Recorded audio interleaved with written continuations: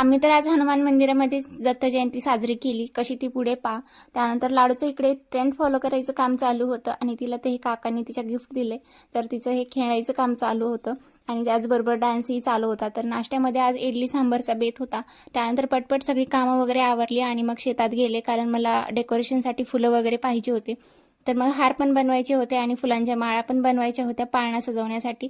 मग भरपूर अशी फुलं वगैरे घरचे घेऊन आले. मग त्यानंतर माळा करायला बसले आणि भरपूर माळा वगैरे करून झाल्यानंतर जाऊबाईंचा तोपर्यंत प्रसाद बनवायचं काम चालू होतं.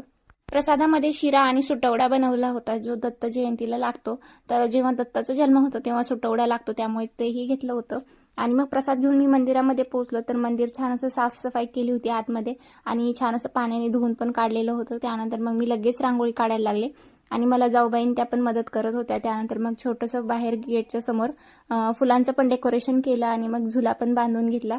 आणि आमच्याकडे पाळणा नव्हता, तर मग असं काही जुगाड केलं. जो चौरंग असतो आपला, तर त्यालाच चारी बाजूंनी बांधून आणि मग त्याला थोडंसं सजवलं आणि असा छानसा पाळणा तयार केला. तर कसं वाटलं नक्की कमेंट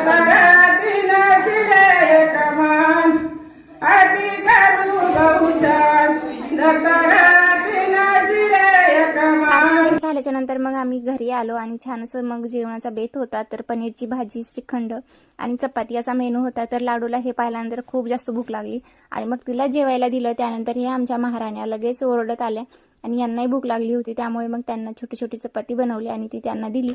आणि आमचे 2 डॉगी डॉन आहेत, तर ते एक खूप जास्त लाडाचा आहे, तर त्याच्यासाठी स्पेशल बेडच आहे. तर ही खाट त्याच्यासाठीच आहे सेपरेट आणि त्यालाही भाकर दिली. त्यानंतर दुसऱ्याला. व्हिडिओ कसा वाटला नक्की कमेंट करून सांगा आणि आवडला असेल तर सबस्क्राईब करायला विसरू नका. चला भेटूया उद्याच्या व्हिडिओ.